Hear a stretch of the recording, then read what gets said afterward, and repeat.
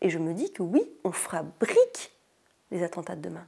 Qu'est-ce qu'on va raconter à ces mômes? Mais qu'est-ce qu'on va leur raconter? Ces mômes sont dans les camps depuis 3 ans, 4 ans, 5 ans, ils n'auront jamais les mêmes dents que les autres, ils ne sont pas vaccinés, ils auront des carences qui vont ressortir à l'adolescence, ou en tout cas qui ne seront jamais traitées et médicalement soignées. Ce que je veux dire, c'est qu'on est en train de leur fabriquer une histoire de France qui est inavouable.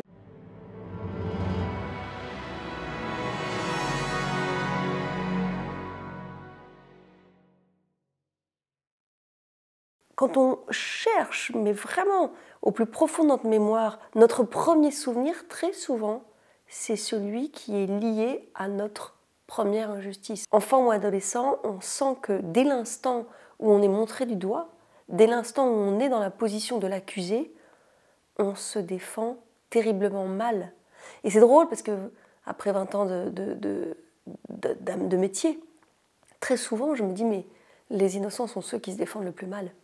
Et cette étrangeté-là, cette singularité-là, on l'aperçoit dès l'enfance. Votre mère était institutrice. En plus, elle était institutrice en maternelle, hein. Donc les petites sections. Donc là, on est en plein cœur de l'injustice, c'est-à-dire que les enfants apprennent pour la première fois à vivre ensemble et donc en société, et donc on va expliquer qu'on ne frappe pas gratuitement le petit copain. Elle a toujours fait les choses dans le silence, et oui, je me souviens que je l'ai vue, voilà, faire rire des petits gamins qui, malheureusement, en tout cas, n'étaient pas lavés régulièrement, en leur faisant croire qu'on allait jouer à un jeu exprès pour eux et en leur faisant prendre une douche et pour qu'ils soient aussi propres que les autres, quoi, sans que les autres s'en aperçoivent. Ça, je me souviens bien. Je me souviens bien de ça. Quand on consacre des heures et des heures à la musique durant son enfance, mais surtout son adolescence, on n'a pas besoin de s'exprimer. On ressent moins le besoin de s'exprimer, puisqu'on s'exprime avec son instrument, et notamment dans des périodes aussi tumultueuses que l'adolescence. Voilà, une sonate de Beethoven vous fait beaucoup plus de bien qu'une colère ou qu'une crise de larmes. Donc il y a un langage qui s'instaure entre son instrument et soi, et c'est compliqué après de reprendre la parole quand la musique s'arrête. Je pensais même pas à la profession d'avocat. Donc c'était soit médecine, soit droit, évidemment avec un bac littéraire, option musique, horaire aménagé au conservatoire, médecine, il fallait quand même pas exagérer. Mais il y avait autre chose que j'avais quand même en tête. C'est que j'avais besoin de m'abrutir. Comme on s'abrutit quand on en est à 7 heures, 8 heures de piano par jour, de gamme, d'arpège. C'est une vraie hygiène de travail quand même, hein. Et le hasard a fait que j'ai entendu Henri Leclerc plaider. Ce n'était pas devant une cour d'assises, je ne crois pas. Je pense qu'on était vraiment dans le cadre d'une audience correctionnelle. Et oui, je me suis dit, mais c'est un concerto. C'est un concerto. En plus, Henri a toujours... Je me souviens, faisait tomber ses crayons, ses feuilles, les ramasser. Il fait souvent ça. Il fait celui qui est brouillon alors qu'il maîtrise absolument tout. Et je voyais les magistrats ou les jurés, je crois vraiment que c'était des magistrats, bouger en même temps que lui, le suivre. Et j'avais vraiment en tête un concerto d'ailleurs que j'aime énormément, un concerto pour violon de Brahms. Et je me suis dit, mais en réalité, c'est ça. J'avais très vite compris qu'il arrivait très tôt au cabinet, entre 6 et 7 heures. Donc je m'arrangeais évidemment pour arriver entre 6 et 7 heures, histoire de le croiser et de le regarder travailler. Mais comme on vole des instants, je n'ai jamais osé avoir une vraie discussion avec lui. Il était profondément passionné par la défense. Et il avait un sens de l'audience impressionnant. Mais voilà, je l'ai regardé, j'ai pas cherché à l'atteindre. Je prête serment en 2001, ça fait 21 ans que je suis avocat. 2001, c'est la loi Guigou, présomption d'innocence. Et je me souviens de mon premier patron, le premier travail, c'est bon, t'as pas encore prêté serment, tu prêtes serment dans 3 jours, donc tu étudies cette réforme. Et voilà, et très vite, 2001, 2002, 2003, et là c'est la dégringolade, ça y est. C'est les lois Perben, c'est Nicolas Sarkozy qui devient en tout cas qui transforme la justice en outil de communication politique, qui l'instrumentalisme, c'est le début du populisme pénal. C'est ma rencontre aussi au cabinet avec une femme merveilleuse, Françoise Cotta. Et il n'y avait pas beaucoup de figures pénalistes, il n'y en avait pas. Il n'y avait que des hommes, et la seule, c'était Françoise, qui avait cette fougue, cette verve, et puis cette liberté. Enfin, elle était terrible, hein. Moi, j'ai visité quand même le palais de justice avec Françoise Cotta. Il fallait imaginer l'impertinence de cette femme. Je me souviens très bien, il y avait une juge d'instruction qui était odieuse. Alors voilà, je t'explique. Là, c'est les cabinets d'instruction, tu vois. Alors, il y avait une pancarte. Ah, messieurs les avocats et mesdames les avocats, frappez avant d'entrer. Attendez que je dise entrer avant d'entrer. On sentait vraiment, déjà, non pas un mur, mais le mur des Berlins entre cette juge et les confrères. Évidemment, elle ouvre la porte sans frapper. Évidemment, la juge hurle « Maître Cotta, j'en ai marre !» Elle me dit « Je lui explique, elle rentre dans la profession. Tu vois, ça, c'est une juge qui a ses règles. » Et elle referme la porte. Mais c'était terrible, terrible. Françoise, elle arrivait en robe à la chambre de l'instruction. Évidemment, les magistrats, comme toujours, bon, de simples observations, c'est une procédure écrite. De simples observations, très bien. Elle balançait sa robe comme ça. Elle explosait les boutons, elle enlevait sa robe et elle l'achetait. Elle leur jetait la robe en disant ça va, c'est pas trop, ça va, c'est de simples observations comme ça, je suis pas trop longue, et elle partait. C'était une combattante. Elle n'avait peur de rien. Elle n'avait peur de rien ni de personne. Je me suis installée, je crois, au bout de 2 ou 3 ans. À l'époque, surtout pour les femmes en pénal, c'était plutôt 8-10. J'avais besoin de solitude. J'avais besoin d'être seule face à mon métier, j'avais besoin d'être seule face à mon serment, j'avais besoin d'être seule face à mes clients en détention, j'avais besoin de créer mon propre rapport à la profession, ce qui n'est pas possible quand on est collaborateur. On ne m'impose pas une défense.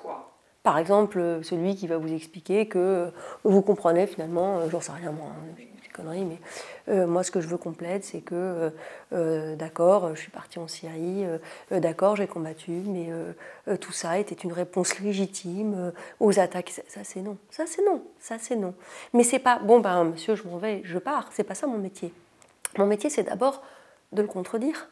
Mon rôle, ce n'est pas de conforter quelqu'un dans une idéologie qui l'a conduit à commettre le pire. Pardon, c'est pas ça mon rôle. Et en plus, je parle de tout jeune majeur, parfois même de mineurs. Donc, c'est pas ça. Je ne vais pas les aider à plaider n'importe quoi ou à se défendre n'importe comment. Le parloir, c'est la base du travail d'un pénaliste. Le temps qu'on passe au parloir. Le temps qu'on passe au parloir. S'arrêter sur une virgule, un procès-verbal. Monsieur, à ce moment-là, vous avez dit ça. Qu'est-ce que ça veut dire ? Il vous donne une explication. D'accord, c'est pas possible. On ne peut pas tenir cette défense devant le tribunal. Je vais vous expliquer pourquoi. Parce qu'en fait, quand vous dites ça, c'est pas ça. C'est pas vrai. C'est pas comme ça que ça s'est passé. Chronologiquement, c'est pas du tout ce que vous êtes en train de dire. Et tout ça, ensuite, ça existe. Il faut faire progresser la personne. Dans 90% des cas, nous, nos clients, on les convainc de reconnaître les faits. Moi, j'adore le fantasme de l'avocat pénaliste. Ouais, alors, ils savent qu'il est coupable, puis en fait, il plaide innocent, alors qu'en fait, ils savent qu'il est coupable. Et non, mais c'est pas ça l'histoire. C'est juste que nous, on arrive avec un dossier, qu'évidemment, dans le dossier, il y a assez d'éléments pour entrer en voie de condamnation, et que le justiciable, lui, mais parce que c'est l'effondrement psychique de reconnaître une infraction terrible, continue à nier. Et nous, notre métier, c'est de le convaincre, non pas de dire la vérité ça n'existe pas, mais de reconnaître. L'important, c'est qu'on ne triche pas, même parfois avec le mensonge. Je me souviens très bien d'une personne, par exemple, qui, évidemment, avait commis des violences sexuelles sur sa belle-fille. Le dossier le démontrait, la gamine était merveilleuse, et il ne pouvait pas reconnaître. Il ne pouvait pas reconnaître. On a travaillé, on a essayé, il ne pouvait pas. Il ne pouvait pas parce que s'il reconnaissait cette infraction, tout s'écroulait. C'était l'effondrement et c'était aussi le basculement vers des pensées suicidaires qui étaient là, qui auraient gagné en force. Donc il ne pouvait pas. Et je me souviens très bien de lui avoir dit, très bien, vous ne pouvez pas, mais est-ce que vous me laissez libre de plaider ce que je veux? Oui, mais pas que je suis coupable. J'entends. Mais est-ce que vous voulez me laisser libre de plaider ce que je veux? Oui. Et je me souviens très bien d'avancer dans ma plaidoirie en disant, tu vois, regarde, il m'arrête pas, ton beau-père. Je suis en train de dire que t'es pas une menteuse. Je suis en train de dire que t'es une gamine extraordinaire. Je suis en train de dire que t'as un immense courage. Et regarde, il m'arrête pas. Et j'ai avancé comme ça. C'était une vérité parmi d'autres. Je n'ai pas trahi celui que je défendais en disant il est coupable de violences sexuelles sur sa belle-fille. Je n'ai pas non plus dit qu'il était innocent. J'ai essayé de construire une passerelle entre lui et le tribunal et entre lui et sa belle-fille. Ça, c'est constructif. En fait, notre rôle, c'est ça aussi parfois. Alors, je me fous de savoir si c'est être auxiliaire de justice ou avocat de la défense ou j'en sais rien. Mais en tout cas, à ce moment-là, ce qu'il m'a autorisé à faire, ben elle s'en souviendra. C'est quoi votre rapport au juge? Compliqué. C'est ça l'a toujours été. Je vais vous dire, j'ai été frappée dès les premiers mois, dès les premières années d'exercice, mais surtout les premiers mois, par la violence des magistrats. Et notamment des magistrats instructeurs. Et il y a vraiment deux mondes qui se regardent, qui se toisent, qui parfois se provoquent. C'est quand même très compliqué de travailler posément avec des magistrats.